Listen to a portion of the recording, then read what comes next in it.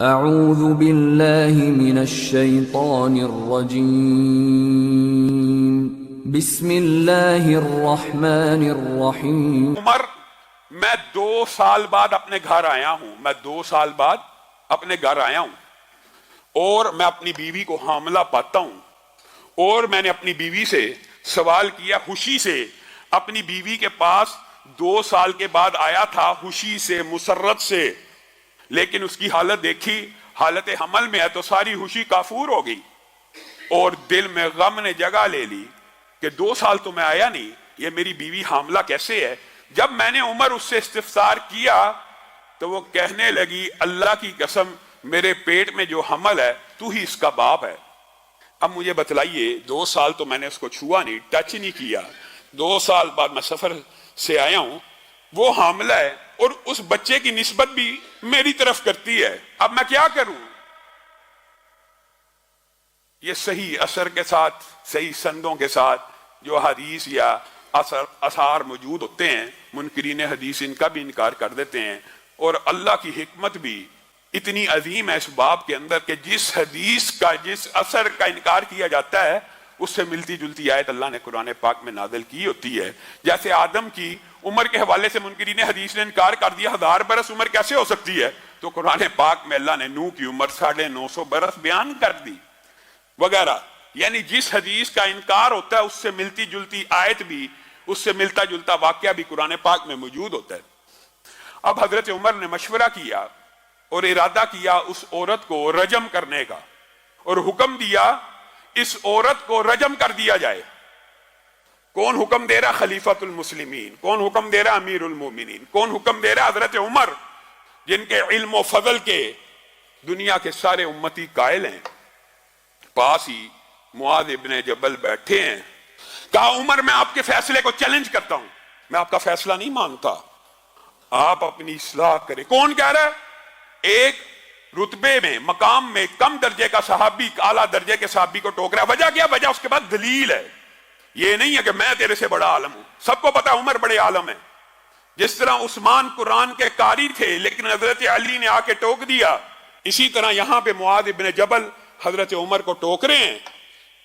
لیس لک علی ما فی بطنہا، لیس لک، اے عمر، لیس لک، آپ کے لیے نہیں ہے، علی ما فی بطنہا سبیل، آپ اس عورت کو رجم میں سزا دینا چاہتے ہیں، ٹھیک ہے، یہ ملزمہ ہے، مجرمہ ہے آپ کی نظر میں، آپ اس کو سزا دیں تو دیں، اس کو کس جرم کی پاداش میں آپ سنسار کر رہے ہیں؟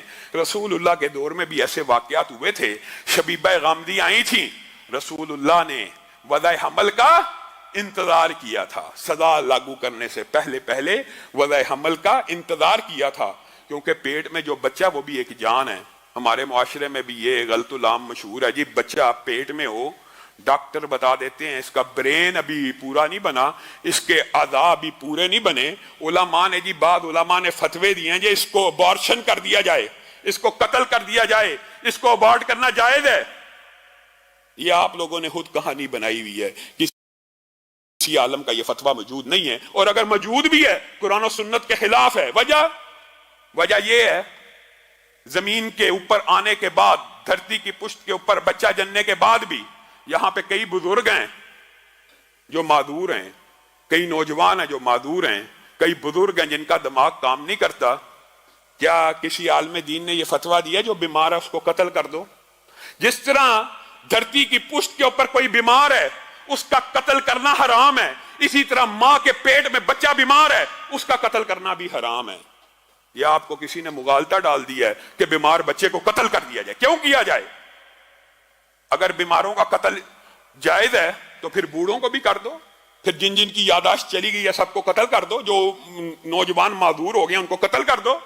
یہ خود ساختہ فیصلے، یہ من گڑت فیصلے، یہ قرآن و سنت کے خلاف ہیں۔ یہی بات معاذ ابن جبل حضرت عمر کو کہہ رہے ہیں، لیس لک علی ما فی بطنہا سبیل، اے عمر آپ عورت کو رجم کرنا چاہتے ہیں کر لیجئے، اس بچے کا کوئی قصور نہیں، ہم اس کو رجم نہیں ہونے دیں گے۔ حضرت عمر رک گئے اور کہا وضع حمل کا انتظار کیا جائے۔ عورت نے بچہ جنا، عورت نے بچہ جنا اور صحیح سند میں موجود ہے جس وقت وہ بچہ جنا قد خرجت ثنایاہو، جس وقت وہ بچہ جنا گیا وہ اتنی بڑی عمر کا تھا کہ اس کے دانت نکل آئے ہوئے تھے، اس کے دانت نکل چکے تھے، اور باپ نے اس بچے کو دیکھا، کہنے لگا اللہ کی قسم، کعبے کے رب کی قسم، یہ تو میرے ہی جیسا ہے اور یہ میرا ہی بچہ ہے۔ حضرت عمر تک یہ خبر پہنچی۔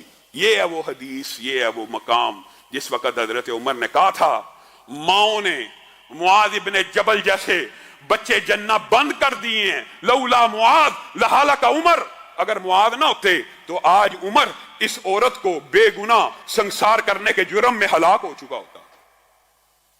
دنیا میں کون سی ہستی ہے، کون سی شخصیت ہے اگر ابو بکر کے فیصلے کو چیلنج کیا جا سکتا ہے؟ کس کی روشنی میں؟ دلیل کی، وحی کی روشنی میں۔ اگر عمر کے فیصلے کو چیلنج کیا جا سکتا ہے کس کی روشنی میں؟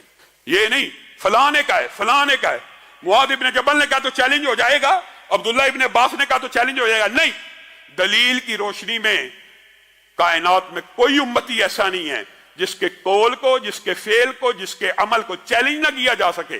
ہاں، چیلنج کرنے کے لیے دلیل ہونا ضروری ہے، اور دلیل اسلام میں وحی ہے، اور وحی کی دو ہی قسمیں ہیں، ایک اللہ کی آیت قرآن ہے اور دوسرا مدینے والے کا فرمان ہے۔ بس بات ختم، کلیئر، واضح۔